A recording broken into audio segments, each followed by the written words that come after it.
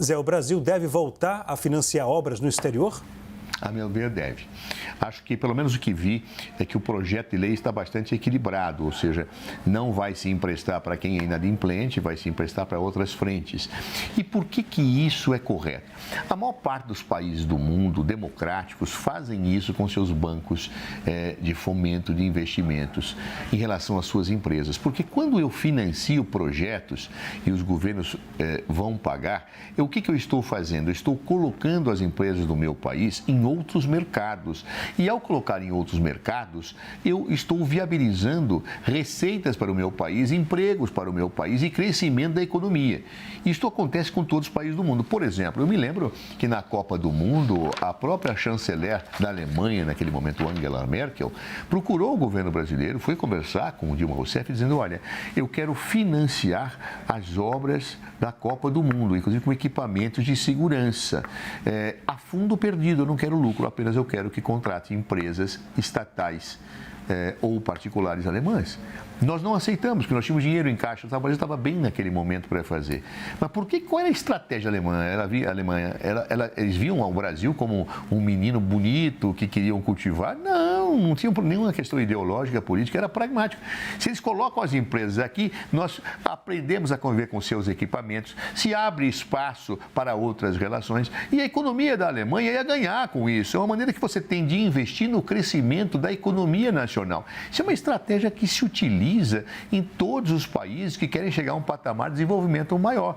O Brasil é um país que pode fazer isso. Nós temos grandes empresas que podem prestar serviços no exterior. E nós temos que saber disputar esses espaços com outros países que fazem a mesma coisa. Então, é aí que eu vejo uma coisa correta que o governo vai fazer. Claro que quando houve a Lava Jato, houve todo um conjunto de iniquidades, de situações. Por que vai financiar o porto tal, o porto aquele? O governo agora, para evitar aquele tipo de discussão, ele traçou um projeto de lei que vai colocar tudo transparente, divulgado.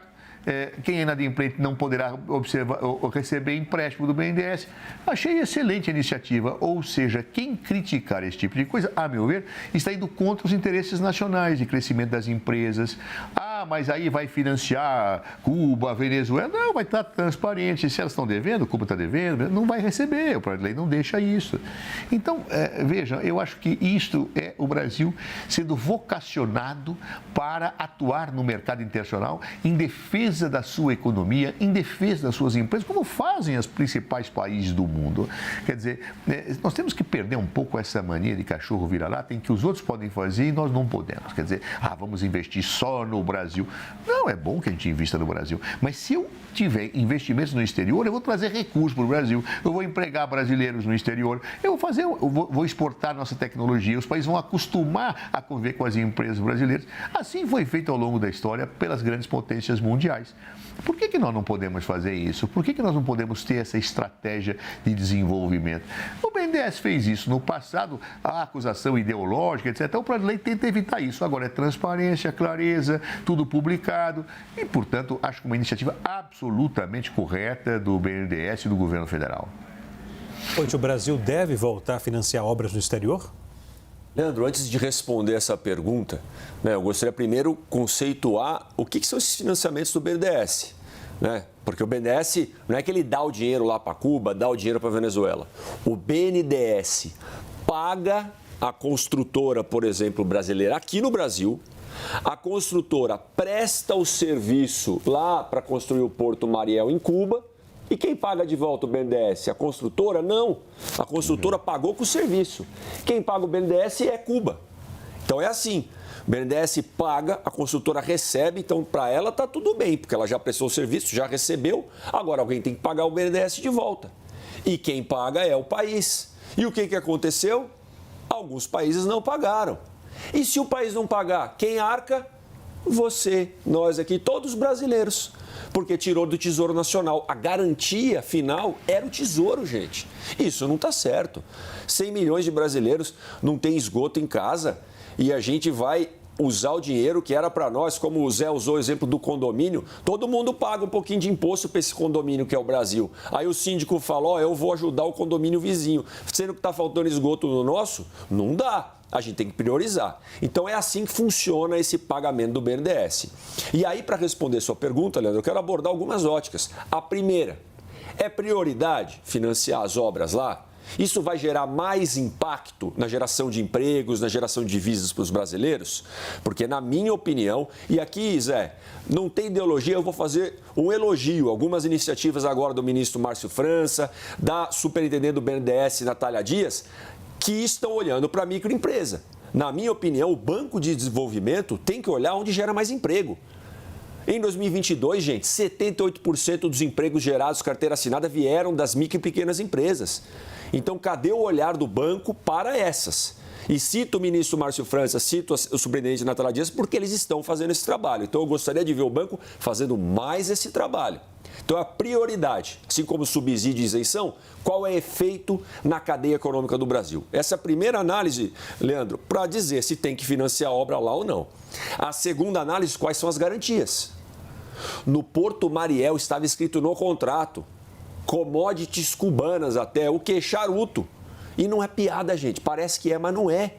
Ué, Cuba não tem como pagar, vai pagar com charuto? O que é isso, gente? A Argentina, né?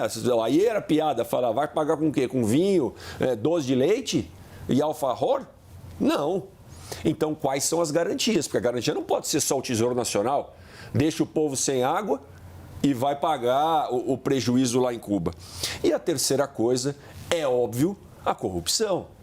Quando a gente olha para trás, e aí, sem ideologia. Eu vou pegar o livro de uma jornalista séria, que é a Malu Gaspar, escreveu o livro A Organização, contando um pouco desses casos. Lá passa pela Lava Jato também, uns podem concordar ou não. Mas muitas construtoras se envolveram em escândalos absurdos com corrupção. Inclusive, presidente de país que o Brasil fez esse tipo de empréstimo de obra foi preso. Portanto, gente, muito cuidado. Que a gente aprenda, Zé, com os erros do passado. Que se for fazer isso, seja prioritário, está ajudando todo mundo aqui antes, tenha garantias e lute contra a corrupção. Senão, não é para financiar obra no exterior. Senhores, esse debate continua no próximo bloco. A gente volta já já. Fica aí.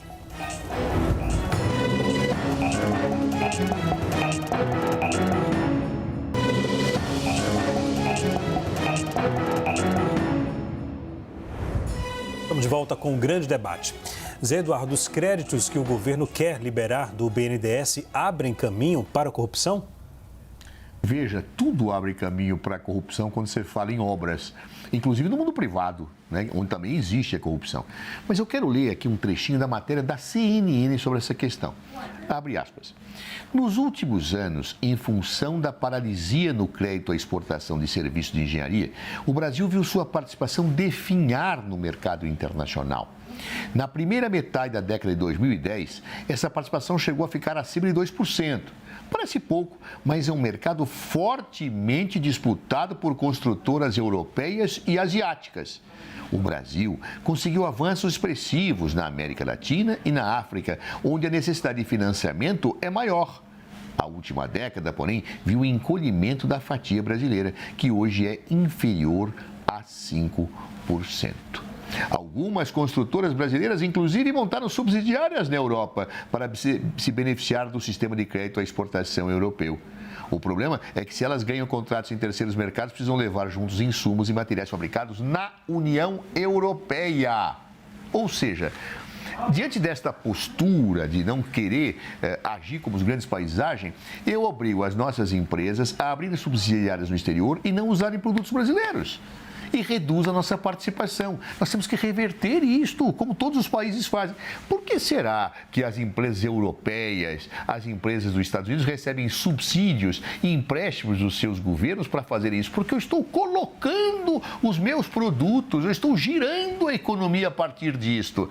Quando eu vou contra isto, evidentemente eu estou indo contra o interesse da nação brasileira e da economia. Eu estou reduzindo a participação do Brasil no mercado internacional e estou optando que as nossas empresas comecem a utilizar para fazer suas obras no exterior produtos estrangeiros.